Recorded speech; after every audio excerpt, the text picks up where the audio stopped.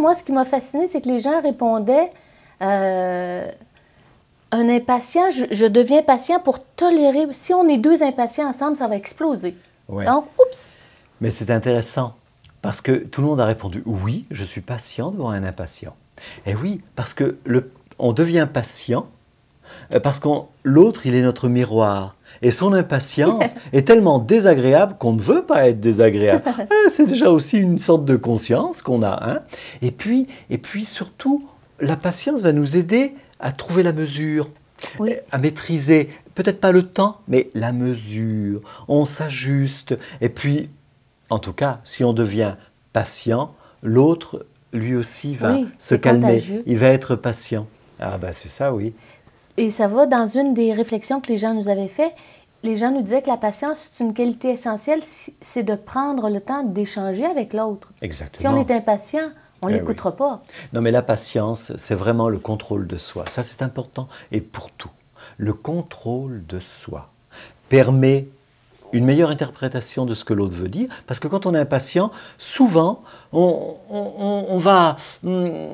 veut comprendre ce que l'autre est en train de nous dire. Et du coup, on répond avant même qu'il ait terminé sa phrase. Du coup, on tombe à côté. Hein? Mais la patience nous rend solides. Et ça, on va bien le voir avec notre prochaine invitée, Louise Brissette, qui, encore une fois, moi, chaque invité m'a présenté la valeur d'une façon à laquelle je ne m'y étais jamais arrêtée. Avec Madame Brissette, on voit la patience dans toute sa beauté. Allons l'écouter. Louise Brissette est diplômée en réadaptation et physiothérapie. Elle a ouvert un foyer à la campagne et littéralement adopté à ce jour 27 enfants handicapés moyens et sévères, à qui elle donne la chance de vivre en famille, en améliorant la qualité de leur vie physique et psychologique. Bonjour Louise Brissette. Bonjour Jean-Claude. Merci beaucoup vraiment de nous accueillir ainsi chez vous. Nous sommes entourés, je le disais à l'instant, d'enfants merveilleux. Il y en a même un tout à l'heure qui m'a appelé papa. Ah, ça m'a touché vraiment beaucoup. Hein? Il avait tellement d'amour, tellement... Sa main serrée dans la mienne, ça a été vraiment un contact chaleureux, merveilleux, vraiment. Moi, j'ai constaté qu'à ce moment-là, il se passait quelque chose intérieurement, au-delà de l'apparence, au-delà... Je me suis senti empli de calme, de paix, de grande tranquillité en sa présence. C'était merveilleux, vraiment un contact, vous savez, de cœur à cœur. Hein? J'ose même dire d'âme à âme, vraiment. Hein?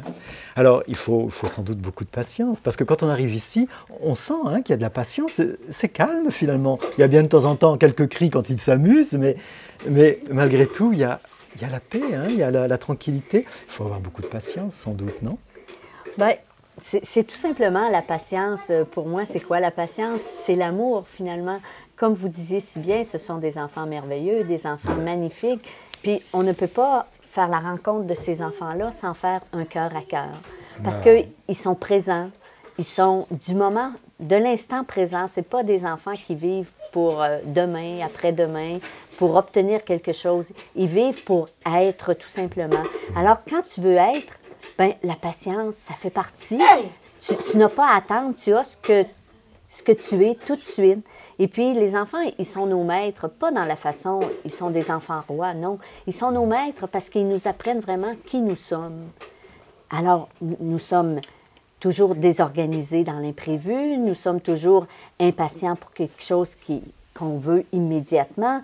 Nous sommes heureux de rencontrer des gens, mais souvent, en étant adulte, on oublie comment entrer en relation avec des gens. On a besoin de toutes sortes d'apparences, on a besoin de savoir un paquet de choses. Et puis, il y a Christian Bobin, c'est cet auteur que j'aime beaucoup, qui dit « Ce que l'on sait d'une personne nous empêche de le connaître. » Alors, les enfants, ils ne savent rien de personne. Donc, ils entrent tout de suite en relation avec la personne. Elle est ce qu'elle est. Alors, quand tu entres en relation avec une personne, tu n'attends rien. Alors, la patience, ben, c'est quoi? C'est d'être là, tout simplement, d'être à l'écoute. Puis les enfants, ils ont toujours à nous apprendre. Alors, nous sommes continuellement à l'écoute. Alors, c'est tout simplement, ils nous donnent une soif d'être. Alors, la patience, ça se résume vraiment à l'amour de l'instant présent. Jean-Simon, c'est Jean-Simon qui fait le clown avec son ballon. Il est très adroit, hein? Oui, oui, oui.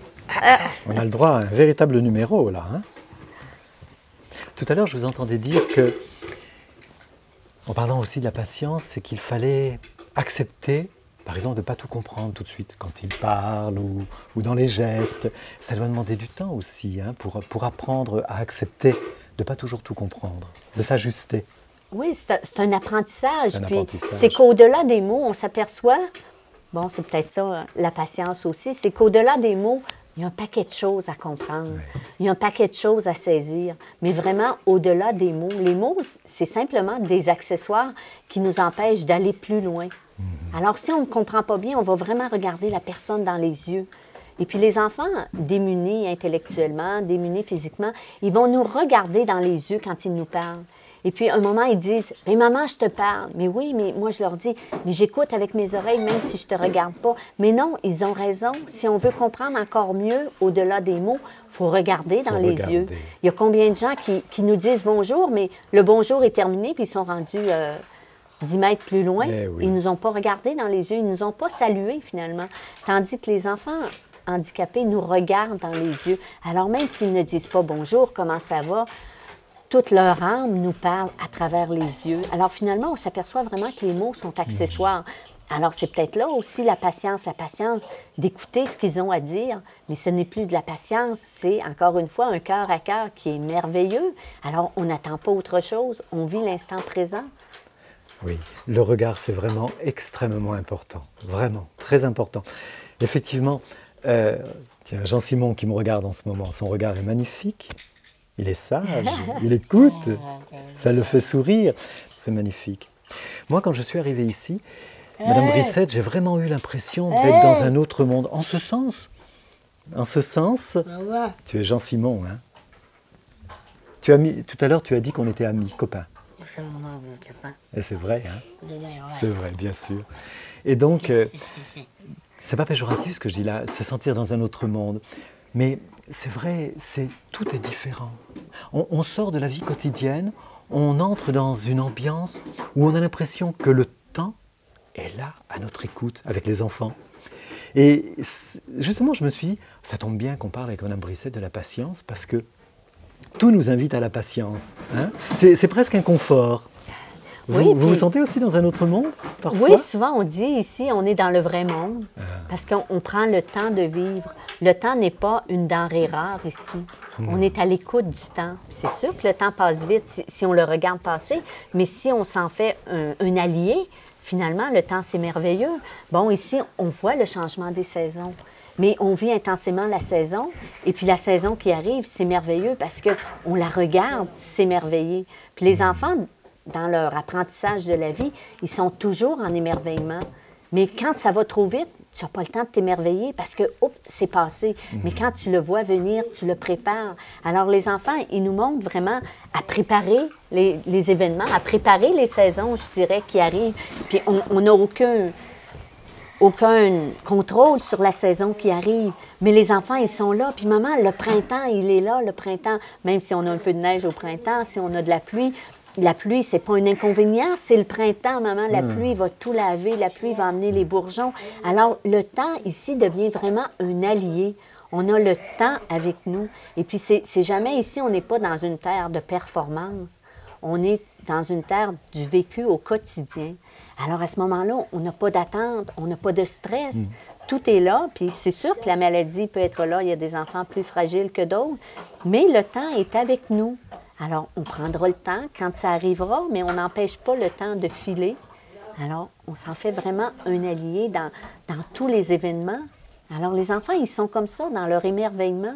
Tu sais, j'ai un enfant, là, très démuni intellectuellement. C'est un petit mongol, parce que pour moi, mongol, c'est des bouffons du bon Dieu. Je ne peux pas les appeler trisomiques. Je trouve que c'est scientifique. C'est pas dans le temps, finalement. Mais des mongols d'amour, c'est merveilleux. C'est comme une montgolfière que plus tu la laisses monter, plus tu dois jeter du lest. Et puis, finalement, plus elle monte haut, plus elle peut aimer. Et puis, Pascal, bon, il est vraiment, démuni intellectuellement et tout. Mais c'est un enfant qui nage depuis l'âge de 3 ans. Il a 13 ans et il est toujours émerveillé de se voir nager. Nous, un enfant va nager, il va penser aux Olympiques, il va penser vite, il faut que je sois le meilleur, performer. Mais non, il ne s'arrêtera plus comment c'est merveilleux de flotter.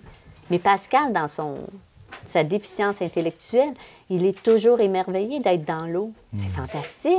Alors, ça nous fait apprécier chaque instant, finalement. Alors, tu n'attends pas autre chose. Tu as un dû, tu as le regard, tu as le toucher. Hein? Dans notre monde, on ne se touche plus, on n'a plus le temps. On n'a plus la patience de toucher, on n'a plus la patience d'écouter ce langage du corps, finalement, des mains. J'ai des enfants qui sont aveugles, qui sont paralytiques cérébraux sévères, qui n'ont que le toucher pour entrer. Mais c'est merveilleux comment ils nous apprennent avec leurs mains. Ils nous apprennent à avoir le temps de se laisser toucher et d'écouter ce langage du corps qui aujourd'hui est banni. Quelqu'un nous touche, tout de suite, là, on pense... En fait, on peut dire que la patience nous invite à une autre expression de nous-mêmes. Ça nous fait grandir intérieurement? Absolument, hein, continuellement, là, parce que c'est ça, la patience nous invite à ne pas avoir d'attente. Alors, c'est merveilleux parce qu'on vit vraiment ce qu'on est.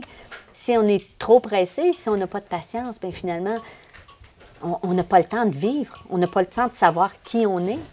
Puis on est un paquet d'émotions, on est un paquet de sens, mais on ne vit plus avec nos sens. Qu'est-ce qu'il y a de merveilleux dans l'être humain, c'est les sens. Mais on ne vibre plus avec le cœur, on ne vibre plus avec l'âme, on ne voit plus avec les yeux, on n'entend plus avec les oreilles. Juste la nourriture, on ne prend plus le temps de faire des bons plats qui sentent bon, le fast-food. Alors, c'est la même chose pour les idées. Ça prend les idées toutes faites. On se dit qu'on a des bons systèmes, mais les systèmes ne nous permettent plus de penser. Quand vous pensez autrement, vous pensez avec le temps, eh bien, vous êtes passé date ou vous êtes hors système, vous êtes hors contrôle, vous êtes délinquant, Mais vivre la délinquance, c'est ce qui nous permet d'avoir des passions. Puis si on n'est pas passionné, puis c'est sûr que pour être passionné, il faut avoir de la patience. Alors, si on n'est pas passionné, on ne vibre pas. Puis c'est quoi une vie sans vibration? Tu sais, les enfants handicapés, on les regarde toujours. Il y a aussi ce grand philosophe Albert Jacquard qui dit « Grâce aux handicapés, on peut vivre ». C'est pas malgré les handicaps, malgré les handicapés, parce qu'on est tous handicapés. Puis les enfants nous permettent un regard vers nous. Mais encore là, il faut que tu prennes le temps de te regarder, mais pas d'une façon égocentrique, mais non, d'une façon vers l'extérieur, finalement. Alors, c'est ça qui est merveilleux dans la patience. La patience, je la vois de ce côté-là. Puis quand on se connaît vraiment, de plus en plus, bien, c'est sûr que tu peux avoir l'amour. Puis l'amour et patience, finalement. Est-ce que ces enfants sont très patients avec nous, qui avons des fois du mal à les comprendre, comme on le disait tout à l'heure? Oui, puis je vous dirais qu'à un moment donné, bon, il y a des gens qui les trouvent spéciaux d'une façon un peu péjorative, etc. Mais eux, ils ont cette patience envers nous. Si on ne comprend pas, ils vont répéter de différentes façons avec les gestes, ils vont répéter le mot, ils vont nous amener vers l'endroit où on n'a pas compris. Mais ils ont une patience extraordinaire avec nous. Hein? Puis c'est pour ça, encore là, qu'ils sont nos maîtres. Parce qu'eux, ils ne sont jamais intolérants, finalement. Ils sont toujours là à l'écoute, puis ils sont toujours émerveillés de nous retrouver. Tu sais, moi, là, je trouve ça merveilleux tous les matins de me lever, là. J'ai toujours hâte de les retrouver. Parce qu'ils sont toujours en amour avec leur mère. Les enfants, ils aiment leur mère, ils aiment, leur père. Mais eux, là, d'une façon, là, c'est pas fautif, là, puis c'est jamais pour avoir quelque chose. C'est vraiment parce que on est là, tout simplement, puis on est bien ensemble. Alors, qu'importe comment tu es, ils sont toujours là, dans l'émerveillement. Puis les gens qui sont auprès d'eux, parce qu'il faut dire qu'une mère de 27 enfants a besoin quand même de bons collaborateurs, puis de bons complices, je dirais. Mais ils sont tous heureux, tous émerveillés de retrouver aussi les complices chaque matin. Puis les gens partent en vacances, reviennent. C'est le bonheur total, hein? Un autre enfant, bon, il va oublier, il va avoir changé. Mais eux, ils sont d'une fidélité. Alors, je pense que c'est ça, la patience devant la vie, là. Ils n'oublient pas parce qu'ils ne voient pas. Finalement, la patience, c'est un état.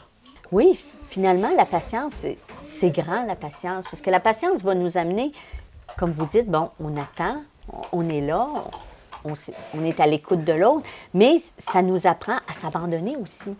Puis automatiquement, si tu as la patience, bien, tu vas faire confiance à l'autre. Alors, c'est sûr que la patience, ça nous amène à tous les bons états, finalement, parce que tout est là, tu n'as qu'accueillir. Tu sais, si je regarde un pommier, s'il n'est pas patient, les belles fleurs, on va les enlever, on n'aura pas de pommes. Mais finalement, aujourd'hui, quand on regarde les enfants aller, c'est ce qu'on fait. On vole l'enfance aux enfants. Puis les enfants, ils m'apprennent, moi, à retrouver mon enfance. Puis tantôt, vous disiez, bon, comment on se sent en arrivant, mais finalement, j'ai retrouvé mon enfance, vous avez retrouvé la vôtre, puis la nôtre fait qu'on s'émerveille. Oui, mais vrai. aujourd'hui, on vole cet état d'enfance à l'enfant parce que tout de suite, il faut qu'il On veut arrive plus qu'il loin. grandisse trop vite, peut-être. Oui,